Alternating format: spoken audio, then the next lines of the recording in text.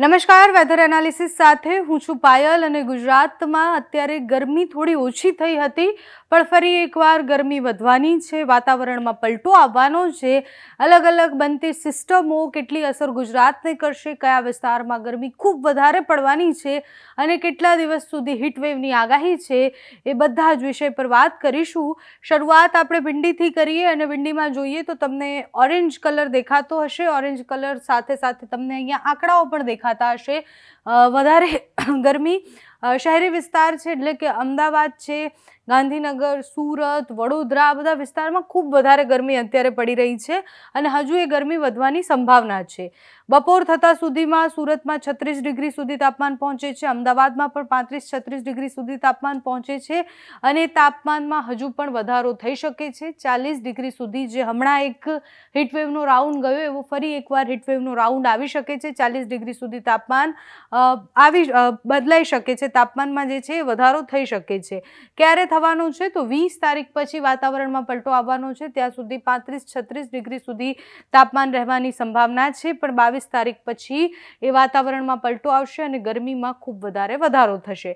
એનું કારણ શું છે તો અલગ અલગ બનતા જે વેસ્ટર્ન ડિસ્ટર્બન્સ છે, અત્યારે પણ વેસ્ટર્ન ડિસ્ટર્બન્સ ઉપરના પ્રદેશોમાંથી પસાર થઈ રહ્યા છે. એના કારણે અત્યારે ઉત્તર ભારતમાં વધારે અસર થઈ રહી છે પણ બીજે ક્યાંય અસર દેખાઈ નથી રહી. પણ 22 તારીખ પછી એ અસર થવાની શરૂઆત થઈ જશે.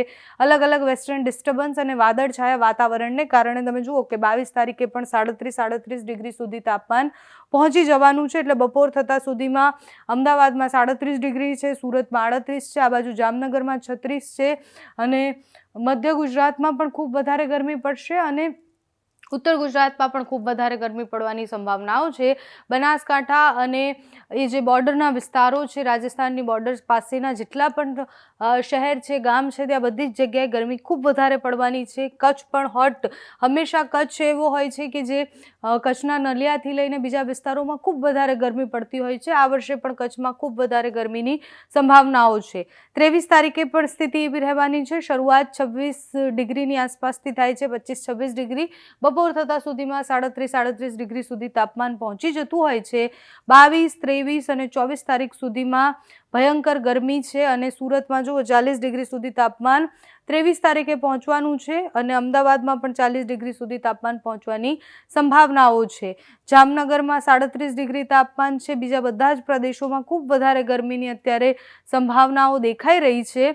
વડોદરામાં 39 ડિગ્રી છે, મહેસાણામાં 37 છે, પાલનપુરમાં 37 છે, જૂનાગઢમાં 38 ડિગ્રી છે. દરિયાકાંઠાના વિસ્તારો કમ્પેરેટિવલી ત્યાં તાપમાન થોડુંક ઓછું હશે, બાકી બધા જ વિસ્તારોમાં ખૂબ વધારે ગરમીની સંભાવના છે. નલિયામાં 36 છે, ગાંધીધામમાં 37 છે, એટલે કચ્છમાં પણ ખૂબ વધારે ગરમી પડવાની છે. સુરત, અમદાવાદ, વડોદરા, મહેસાણા, આ બાજુ દાહોદમાં પણ 37 ડિગ્રી છે, એટલે મધ્ય ગુજરાતમાં પણ એટલી ગરમી પડશે. દક્ષિણ ગુજરાત અને ઉત્તર ગુજરાત બધી જ જગ્યાએ ખૂબ વધારે ગરમીનો પ્રકોપ 22, 23 અને 24 તારીખે રહેવાની સંભાવનાઓ છે. સાંજ પડતા સુધીમાં ફરીથી તાપમાન જે નોર્મલ હોય છે એવું થઈ જતું હોય છે. 24 તારીખે પણ પારો એટલે પહોંચવાની સંભાવના છે 40 ડિગ્રી સુધી, કારણ કે ઉપર જેટલા વેસ્ટર્ન ડિસ્ટર્બન્સ પસાર થાય એના કારણે વાદળછાયું વાતાવરણ બનતું હોય છે. જે ભેજવાળા પવનો હોય એના કારણે ગરમ લૂ પણ લાગતી હોય છે, એટલે પવનની ગતિ અને વાદળછાયું વાતાવરણ જે રહેવાનું છે એને કારણે ખૂબ વધારે ગરમીની સંભાવના છે. 38 થી 40 ડિગ્રીની આસપાસ તાપમાન રહેવાની સંભાવનાઓ અત્યારે દેખાઈ રહી છે. હવામાન વિભાગ આજે શું કહે છે, આજના દિવસમાં મેક્સિમમ અને મિનિમમ તાપમાન કેટલું રહેવાનું છે તો મહત્તમ તાપમાન આજે 38.2 રહેવાનું છે અને એ ક્યાં રહેવાનું છે તો મહુવામાં સૌથી વધારે ગરમીની સંભાવના છે.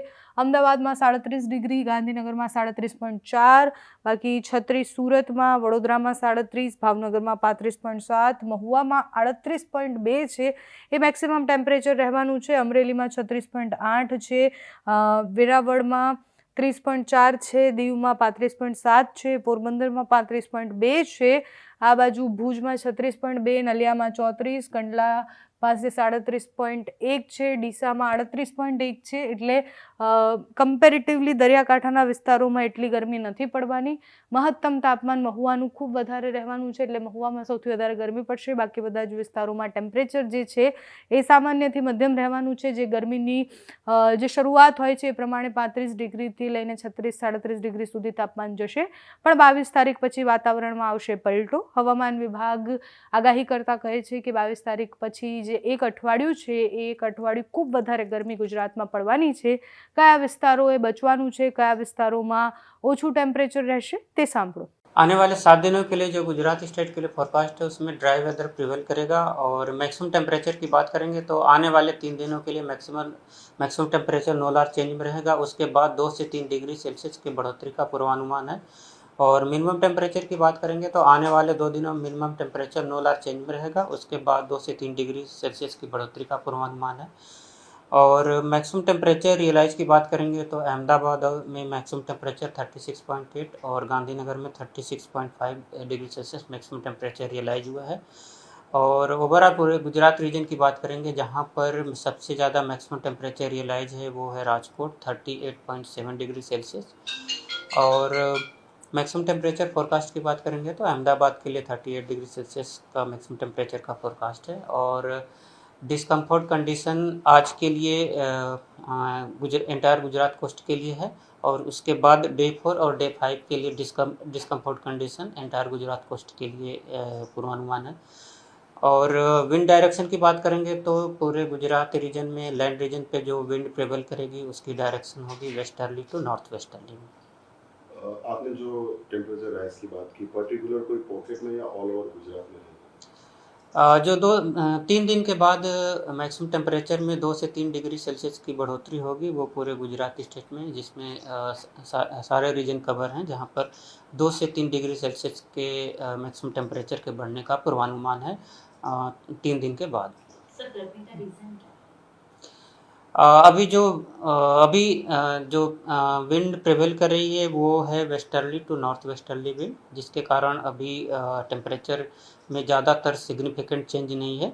और 3 दिन के बाद जो 2 से 3 डिग्री सेल्सियस के मैक्सिमम टेम्परेचर में बढ़ोतरी का पूर्वानुमान है उसमें जो विंड की डायरेक्शन होगी वो north westerly to northerly wind prevail करेगी। और साथ ही इसमें कुछ इसमें कंपोनेंट इसके नॉर्थ ईस्टर्ली विंड के भी रहेंगे, जिसके कारण जो मैक्सिमम टेम्परेचर में 2 से 3 डिग्री सेल्सियस की बढ़ोतरी का पूर्वानुमान है।